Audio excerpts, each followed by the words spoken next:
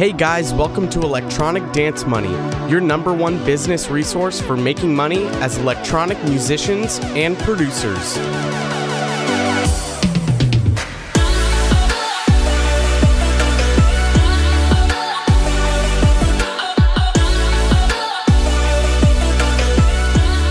What's up, everyone? Welcome back to a brand new episode of Electronic Dance Money. I'm your host, Christian Casito. Hope you guys are doing well from this holiday week and weekend. At least those of you that are in the States. Although I think Canada might celebrate some sort of type of things. I can't remember.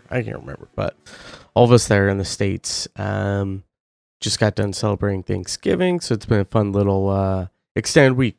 Which is why this episode is late. Because I had a chaotic week and actually could not get around to getting an episode out. This is the first week I've ever actually missed. I mean, I did have 1 week where I think it was when I had COVID that was out, and I did a replay of a previous episode, but technically you could say that wasn't late because it did get posted on the right day, but this one's definitely a couple days late. So, but we're getting back into the normal schedule and doing a solo episode. Got guests lined up.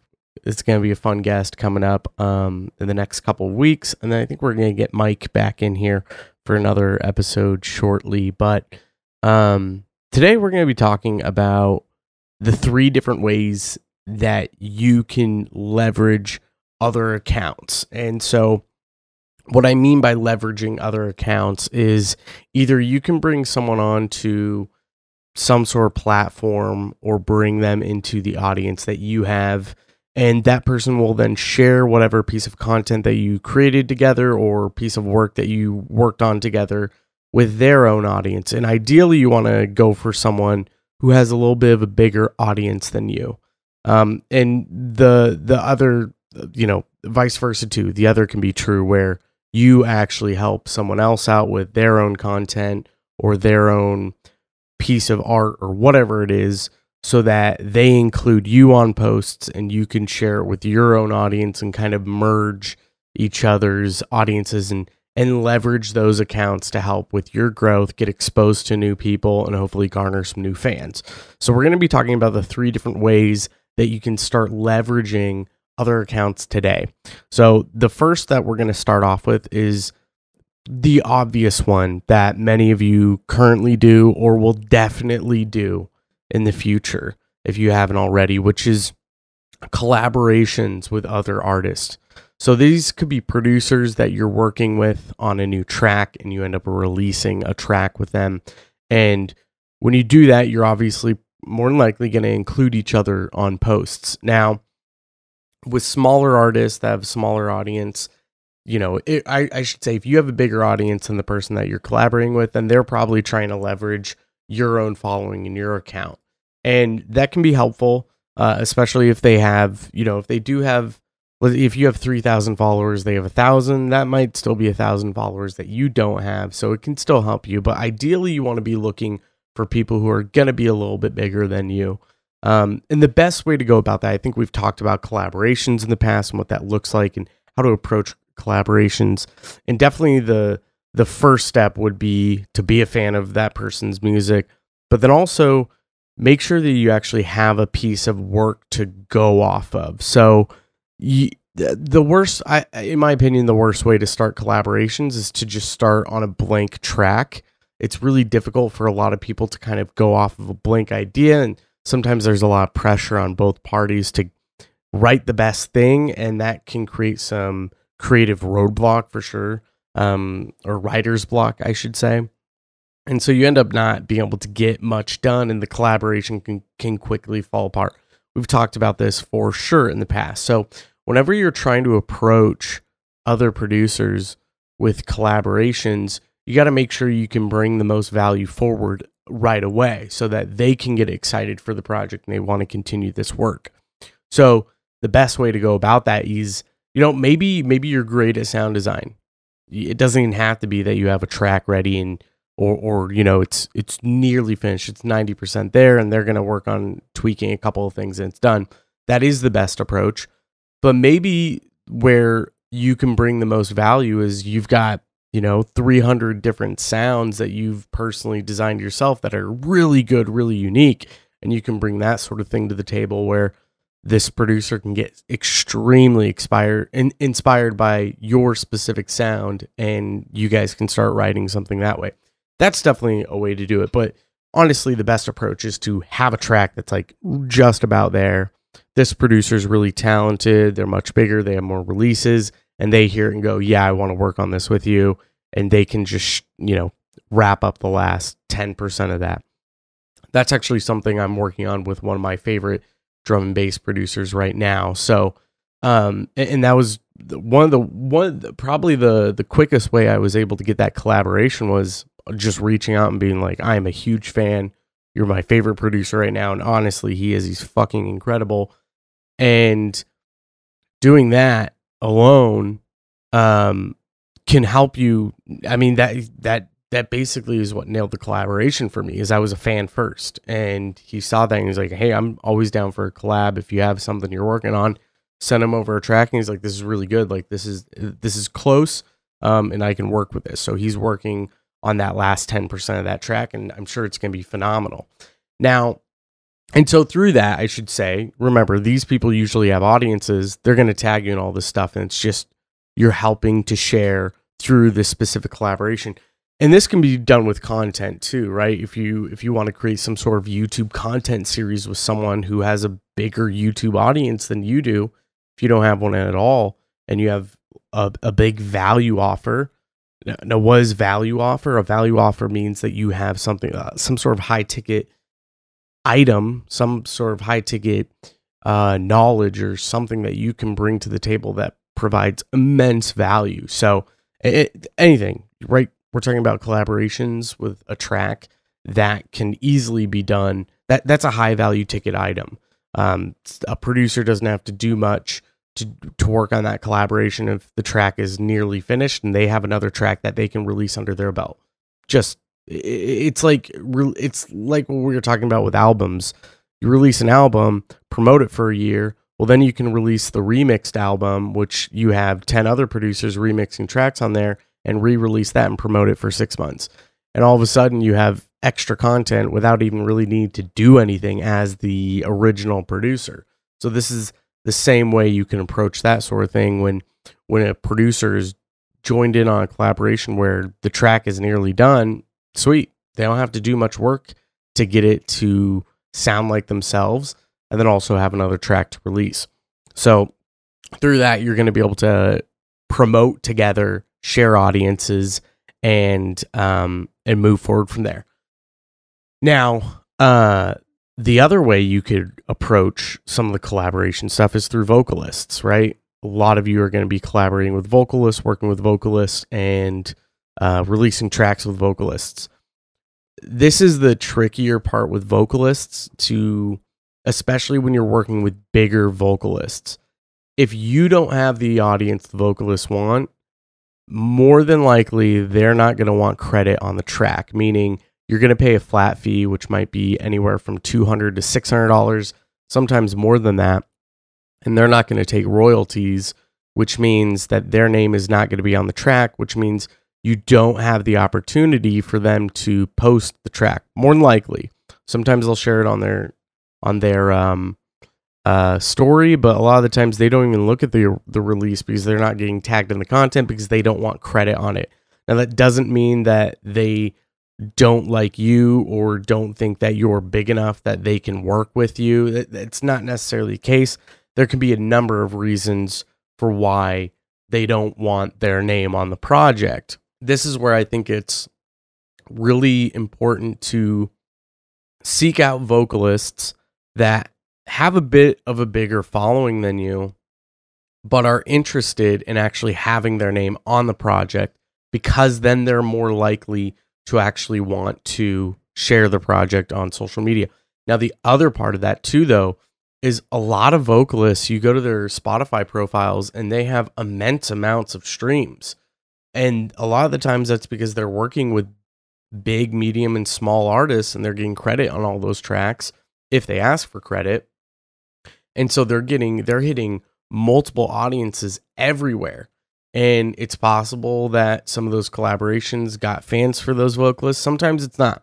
Sometimes it's strictly the artist that they worked with that is getting them the streams. And a lot of the times those fans don't actually convert over from Spotify.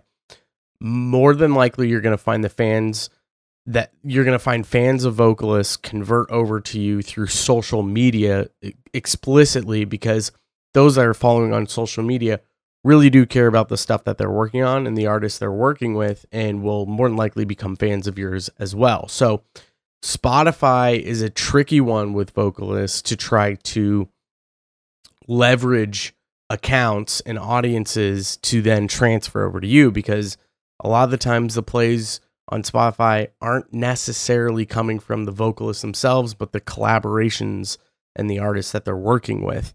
And those don't mesh over well. Like they don't translate over. Social media, for sure, you're going to see some translation, and some fans coming from their social media accounts to your social media accounts, and then to your Spotify and any other accounts you may be promoting through social media. So that's the first way that you can leverage accounts. Pretty obvious collaboration stuff where both names are on projects and you're both sharing. Now, the second way to leverage an account, and I'm saving the best for last because there's a lot to chew on the best for last. So the second one is interviews, just doing basic interviews, whether that's on a podcast, on a blog, and doing some sort of guest write or having someone else do a guest write for you. So this can be done on a multitude of different platforms. You know, like I said, this could be done on a podcast. This could be done streaming on Twitch. This could be done through blogs. And it's either your job to create the audience and create the platform where bigger artists and bigger people, maybe those are vocalists or just other industry individuals that have a big following. It's either your job to build the platform that those kinds of people want to come on, because then they will share it on their platform, and that will just, move an audience over to you as well, and you'll gain some fans there.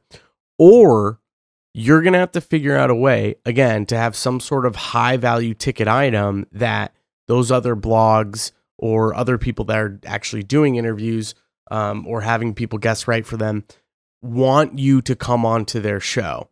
So this has a lot to do with not sitting around and waiting.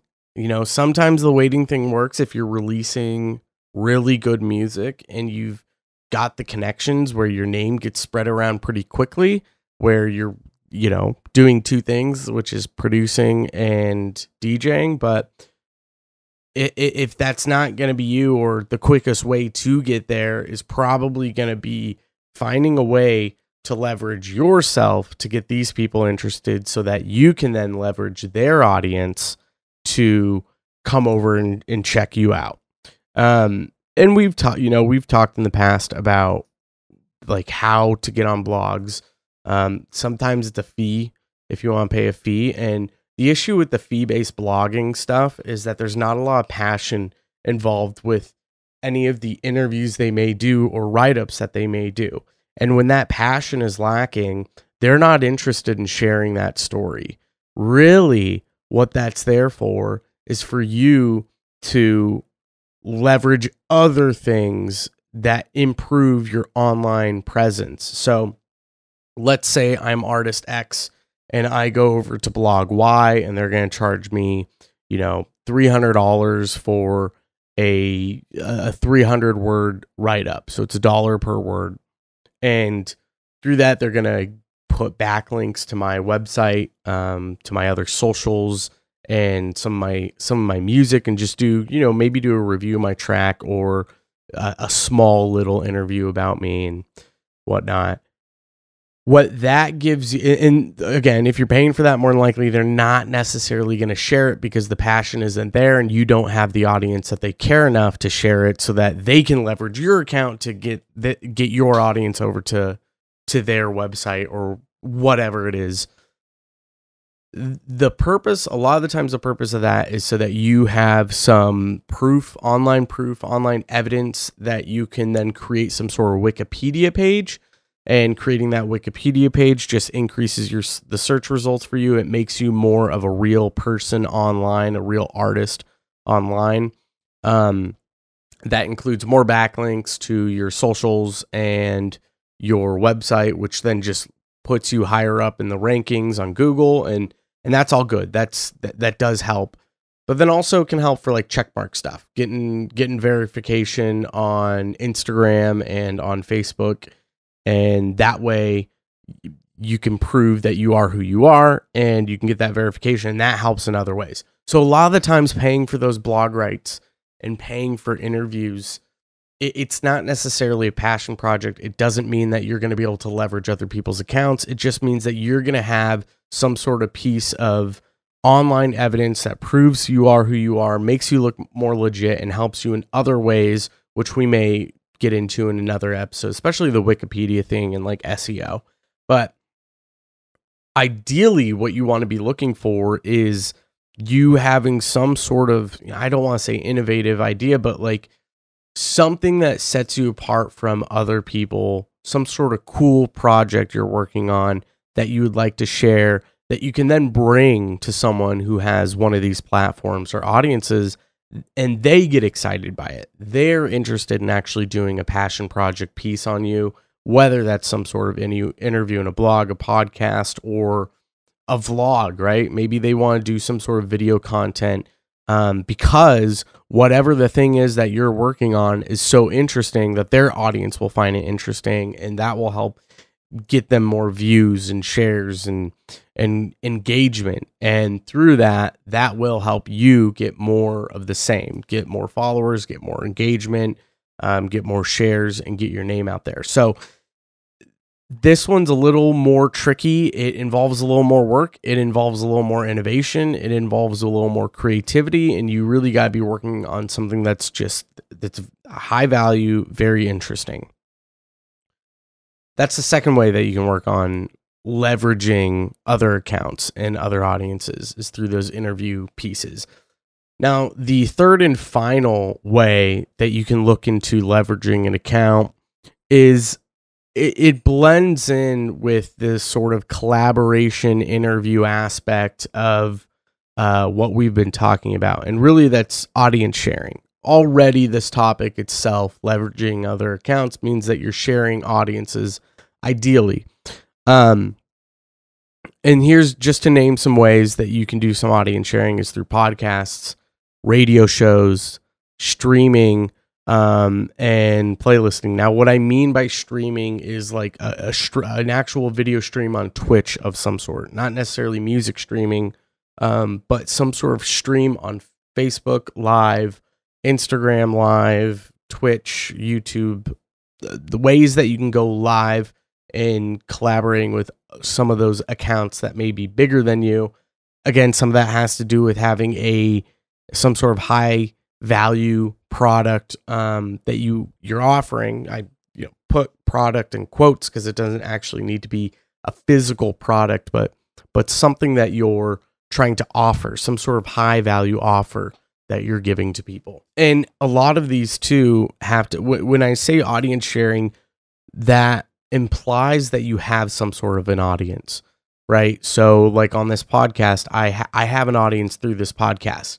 The podcast audience allows me access to individuals who are bigger than me, because they have an opportunity to leverage my audience and create more content that doesn't take them much effort or work, that they can put out and spread their name. And podcasts are a great way to have long form standing content that lasts basically forever. It's posted out there and it's going to stay there almost forever. And so there's immense opportunities for this content to be found later on that provides a lot of value to someone that they then share to someone else, which I'm sure many of you have done with this podcast. So if you can create some sort of podcast that you can build an audience, that's going to give you more access to individuals who have a bigger audience that will share this content that you're creating with them.